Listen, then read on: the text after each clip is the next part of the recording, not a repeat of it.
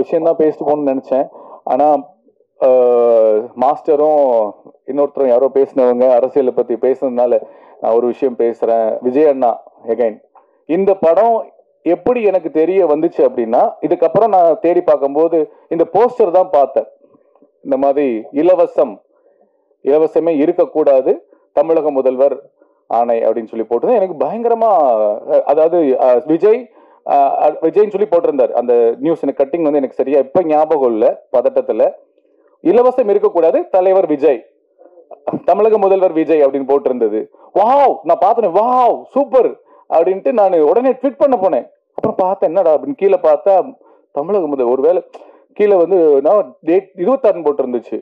ஆஹா, இது என்ன ஏதோ தப்பா இருக்கு, நம்ம ட்வீட் பண்ணக்கூடாதுன்னு சொல்லிட்டு பின் வாங்கிட்டேன்.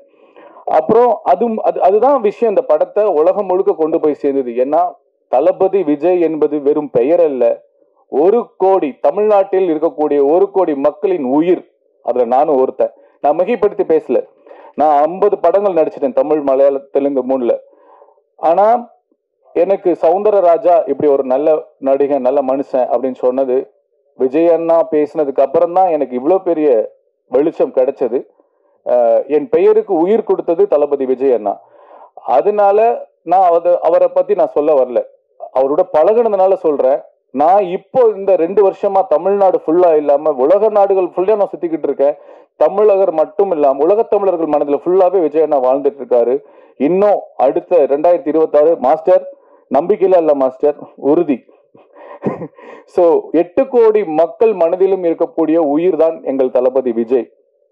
சோ அந்த இலவசம் என்பது எனக்கும் பிடிக்காது. இலவசத்தை கொடுத்து நிறைய சோம்பேறித்தனம் பண்ணி வச்சுட்டாங்க.